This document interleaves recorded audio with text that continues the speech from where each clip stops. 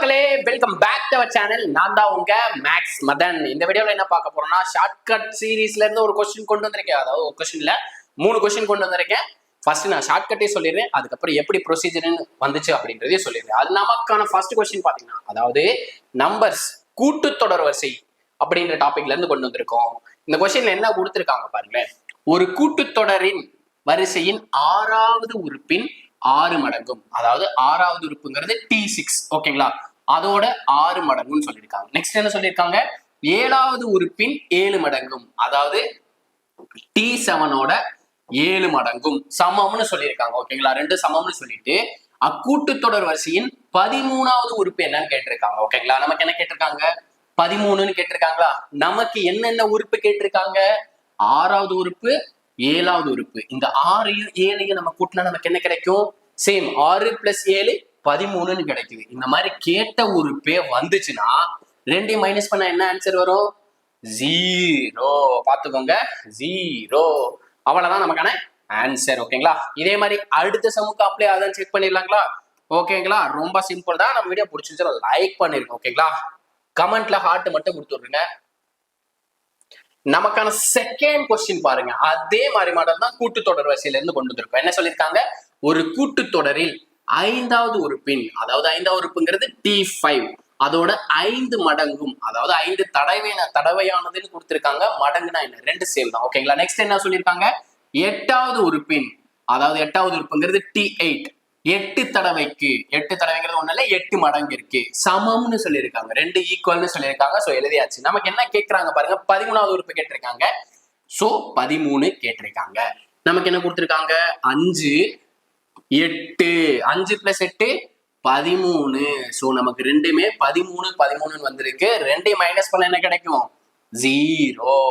So இந்த மாடல்ல கேட்டாங்கனாலே answer 0. ஓகேங்களா? ரொம்பவே சிம்பிள் தான். நமக்கு அடுத்த கொஸ்டின் பார்ப்போங்க. அடுத்த கொஸ்டின் பாத்தீங்கன்னா 2 டைம் கேட்டிருக்காங்க. ஓகேங்களா?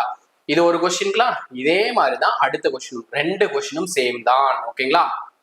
இந்த கொஸ்டின்ல என்ன கொடுத்திருக்காங்க பாருங்க. ஒரு கூட்டுத்தொடர் வரிசையில் 9வது உறுப்பின், அப்போ T9ங்கிறது 9th டேர்ம், 9 மடங்கும், 9வது உறுப்பின் 9 மடங்கும், 15வது உறுப்பின் 15ங்கிறது T15, அதோட 15 மடங்கிற்கு சமம்னு சொல்லியிருக்காங்க. சமம்னு சொல்லிட்டு என்ன கேட்டிருக்காங்க? 24வது உறுப்பு கேட்டிருக்காங்க. 24ன்னு கேட்டிருக்காங்க. ஓகேங்களா? அப்போ இந்த 9ஐயும் 15ஐயும் கூட்டினா நமக்கு என்ன கிடைக்கும்? 24ன்னு கிடைக்கும். சோ 2 மைனஸ் பண்ண என்ன கிடைக்கும்? 0. ஓகேங்களா? அப்ப 0. அப்ப இந்த மாடல்ல கேட்டாங்கனாலே ஆன்சர் என்ன? 0. ஓகே சார், ஷார்ட் கட்டு சொல்லிட்டீங்க, எப்படி சார் இதை ப்ரொசீஜர் படி சால்வ் பண்ணுவீங்க அப்படின்றதான் உங்களோட மைண்ட் வாய்ஸ் எனக்கு கேக்குது. எப்படின்றதே சால்வ் பண்ணி காமிச்சறேன். வாங்க ஃபர்ஸ்ட் கொஸ்டின்லயே பாத்துருவோம் எப்படின்றத. ஓகேங்களா? என்ன கொடுத்திருக்காங்க? ஒரு கூட்டுத்தொடர் வரிசையின் 6வது உறுப்பின், நமக்கு முதல் உறுப்பு என்ன? கூட்டுத்தொடர் வரிசை பொறுத்தளவுக்கு Aன்னு சொல்லுவாங்க. 2வது உறுப்பு என்ன? A + D. 3வது உறுப்பு என்ன? A + 2D. 4வது உறுப்பு என்ன? A + 3D. நல்லா நோட் பண்ணுங்க. இது T1, இது T2, இது T3, இது T4. கரெக்டுங்களா? அப்போ நல்லா நோட் பண்ணுங்க. முதல் உறுப்புல D இருக்கா? இல்ல. 2வது உறுப்புல 2 டைம்ஸ் ஆஃப் D தானே வரணும், ஒரு டைம் ஆஃப் D தானே வந்திருக்கு. அப்ப என்ன பண்ணும்? 6வது உறுப்புன்றப்ப என்ன வந்திருக்கும்? A + 5D அப்படின்றதே வந்திருக்கும். ஓகேங்களா? A + 5Dன்னு வந்திருக்கும். இதோட எத்தனை மடங்கு சொல்றாங்க? 6 மடங்குன்னு சொல்றாங்க. நெக்ஸ்ட் என்ன சொல்லியிருக்காங்க? 7வது உறுப்பின்றப்ப எப்படி எழுதலாம்? A + 6D, அதாவது ஒரு D மட்டும் குறைச்சுக்கோங்க. 7 உறுப்புன்றப்போ 6D தான் வரணும்னு ஞாபகம் வச்சுக்கோங்க. இதோட 7 மடங்கும் சமம்னு சொல்லிட்டாங்க. ஓகேங்களா? இப்ப நான் என்ன பண்ணிடுறேன்? இந்த A உள்ள மல்டிப்ளை பண்ணிடுறேன். மல்டிப்ளை பண்றப்ப என்ன வரும்? 6A + 6 இந்த 5D மல்டிப்ளை பண்ணும்போது 30D, which is equal to same 7A, 7 into A 7A plus 7 into 6 42D. நான் என்ன பண்றேன்? இங்க இருக்காம பாத்தீங்களா அந்த 6A, இவனை அப்படியே தூக்கி கொண்டு அங்கிட்டு போட்டுறேன்.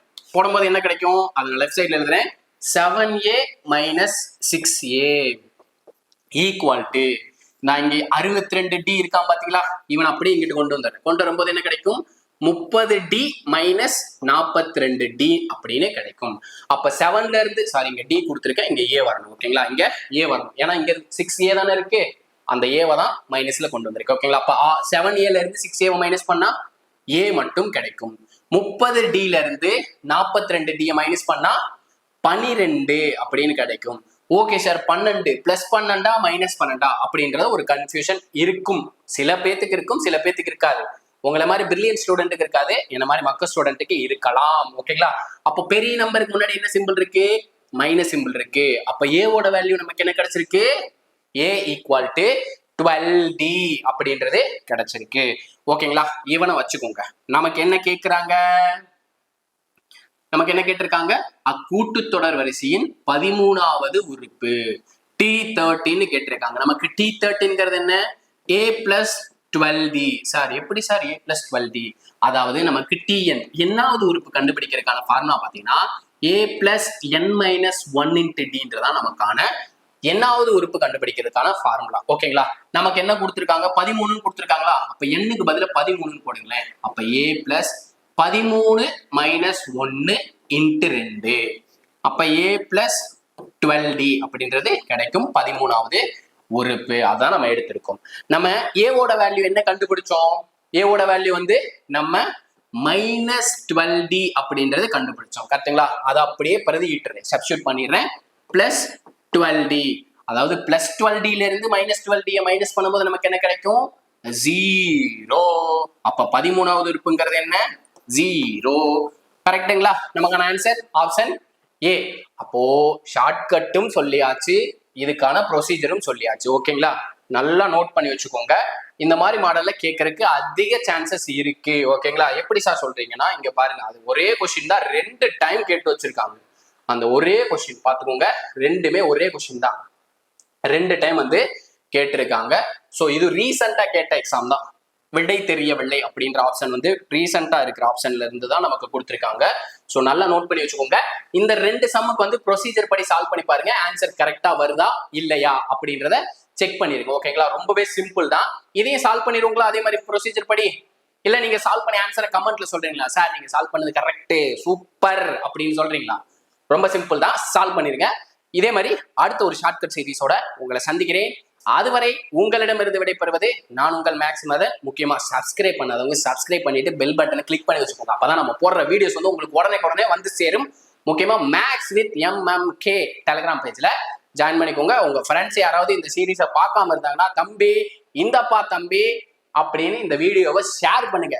ஷேர் பண்ணீங்கன்னா தான் நம்ம வீடியோஸ் வந்து நிறைய பேருக்கு போகும். கரெக்டுங்களா, நிறைய பேருக்கு போனாதான் உங்களுக்கு இந்த மாதிரி ஷார்ட்கட் இருக்குன்னே தெரியும். கரெக்டுங்களா, இருக்கிறது தெரிஞ்சாதான் நம்ம மக்கள் வந்து A பிளஸ் 12D அப்படின்ற மாதிரி ஃபார்முலா போட தேவை இல்லை. ஓகேங்களா, ஷார்ட்கட் பிடிச்சுன்னா உங்க நண்பர்களுக்கு ஷேர் பண்ணுங்க நண்பா. இதே மாதிரி அடுத்த ஒரு வீடியோவுடன் சந்திக்கிறேன்.